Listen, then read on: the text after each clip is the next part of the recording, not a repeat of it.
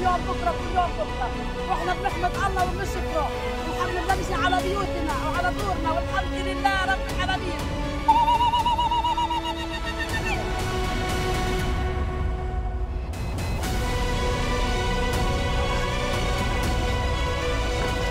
Indonesia is prepared to deploy 20,000 or even more of our sons and daughters to help secure peace in Gaza or elsewhere.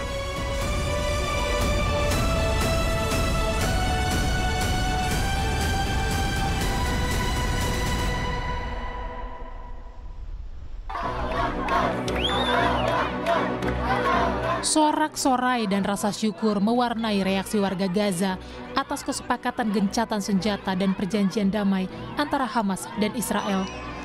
2 tahun lamanya warga Palestina menanti momentum ini. Langkah gencatan senjata ini jadi harapan baru bagi para pengungsi yang terusir dari kota Gaza akibat gempuran militer Israel. Alhamdulillah بنستحمل اللحظة هذه من زمان واحنا كل يوم بكره كل يوم بكره كل يوم بكره واحنا بنحمد الله وبنشكره الحمد لله نحن على بيوتنا وعلى دورنا والحمد لله رب العالمين. Sejak Israel menyerang Gaza 7 Oktober 2023, ratusan warga Palestina mengungsi yang sebagian besar adalah perempuan dan anak-anak. Sejumlah pengungsi diantaranya berasal dari Gaza Utara yang kini ingin kembali ke kampung halaman mereka setelah gencatan diterapkan. والله بنحمد ربنا انها خلصت الحرب واحنا لسه اهل الحمد لله بخير وان شاء الله بتخلص ايش بدنا نسوي ونروح على بلدنا الشمال.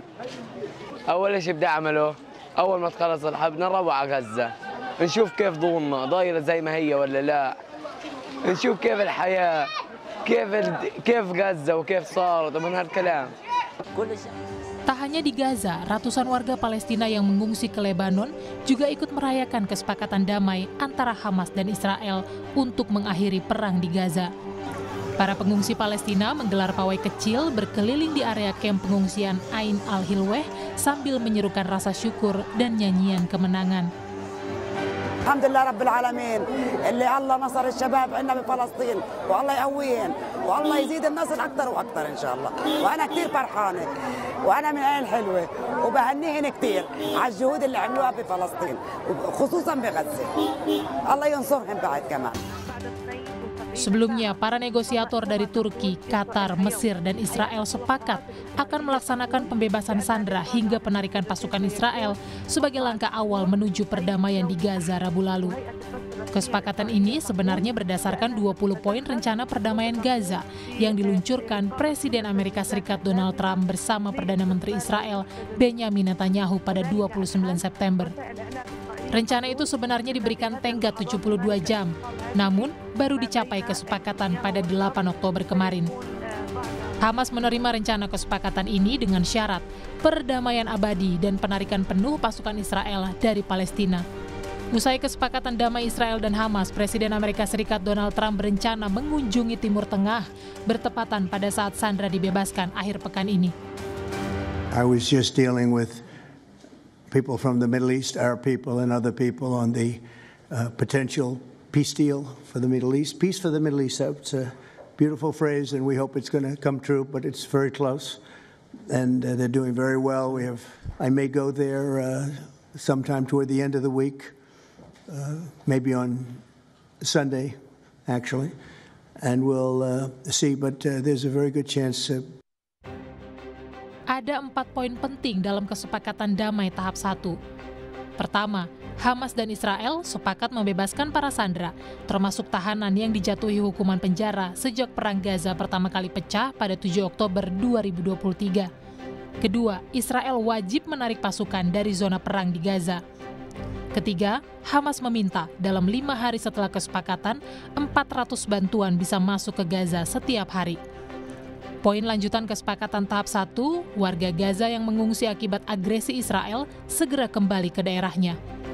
Hamas dan Israel sepakat tahap 1 pertukaran dimulai pada Senin 13 Oktober nanti. Meski Hamas dan Israel telah sepakat menerapkan gencatan senjata fase pertama, namun serangan Israel di Gaza, Palestina masih terjadi pada Kamis siang. Sejumlah ledakan juga berlanjut sepanjang malam hingga Jumat dini hari di Gaza. Kondisi ini membuat warga Palestina belum bisa sepenuhnya bernapas lega karena ancaman perang kembali meletus masih menghantui. والله احنا اللي بنتابع زينا زي باقي المواطنين وقطات النار وان شاء الله بيصير عليه موافقه وبصوع بلادنا، احنا نازحينها من بيت حنون لنا سنتين وان شاء الله بتتم على خير وبنروح، بدناش زي المره الاولى نروح نعاود نرجع وان شاء الله بضلها ماشي على طول. Sebelumnya, Hamas dan Israel sempat sepakat mengumumkan gencatan senjata di Gaza pada 19 Januari lalu. Tapi beberapa jam kemudian, Israel melancarkan serangan udara yang menewaskan sedikitnya 20 warga Palestina di Gaza. Sekretariat Perserikatan Bangsa-Bangsa PBB meminta negara-negara anggota berkomitmen nyata mewujudkan perdamaian di Gaza. Tak hanya gencatan senjata, tapi juga memastikan bantuan kemanusiaan mengalir dan memenuhi kebutuhan para korban perang. To turn this ceasefire into real progress, we need more than the silencing of the guns. We need full, safe and sustained access for humanitarian workers, the removal of red tape and impediments, and the rebuilding of shattered infrastructure. And we need member states to ensure that humanitarian operations are properly funded to meet the immense needs. Guru Besar Hukum Internasional Universitas Indonesia, Profesor Hikmahanto Juwana menilai gencatan senjata saja tak cukup memastikan keamanan warga Palestina. Masyarakat internasional wajib berperan mengawasi penerapan kesepakatan damai antara Hamas dan Israel. Nah, yang mengawasi itu harusnya masyarakat internasional.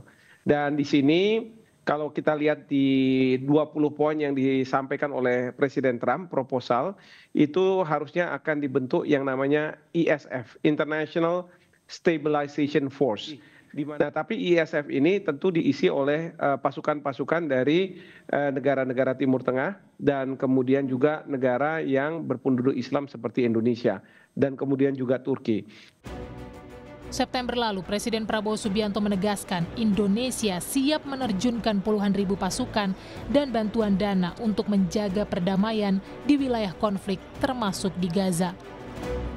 Indonesia is prepared to deploy 20,000 or even more of our sons and daughters to help secure peace in Gaza or elsewhere.